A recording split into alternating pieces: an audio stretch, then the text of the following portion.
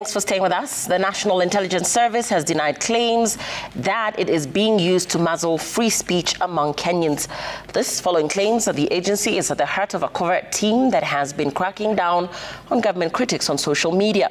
The agency, through its Director General Nurdin Haji, says its monitoring of social media use has been occasioned by an increase in the abuse of social media platforms as a means to spread fake news, disinformation and misinformation, posing a threat to national security. And as Kamal Mwangi now reports, President William Ruto has warned that if unchecked, social media threatens to destabilize governments, calling for its careful monitoring.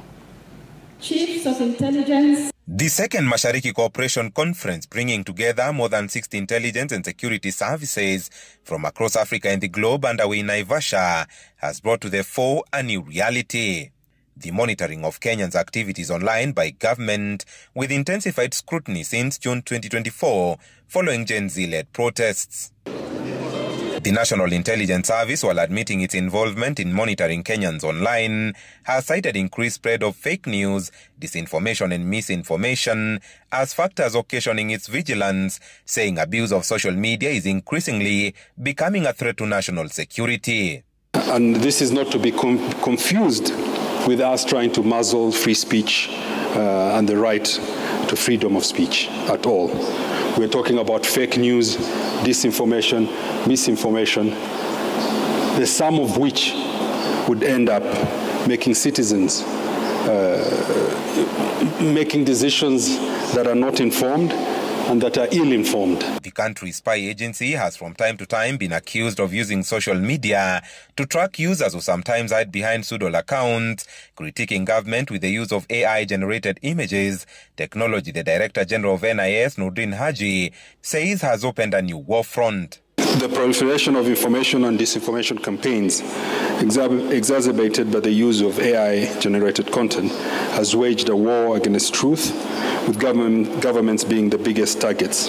I therefore welcome the resounding commitment to uniting our efforts to counter the growing influence of these threats.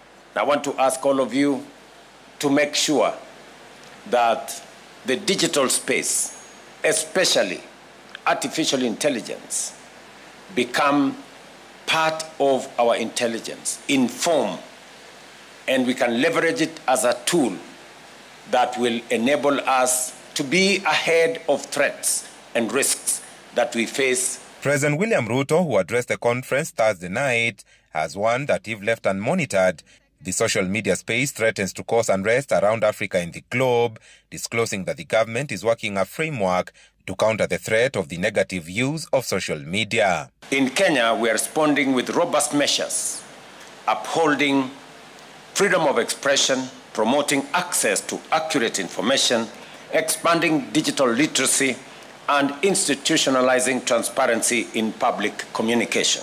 It is important to recognize that intelligence services extend beyond mere responses to threats to involve early warning system that enables anticipation of potential dangers and offer timely, actionable insights to policymakers. Kamal Mwangi, Citizen TV.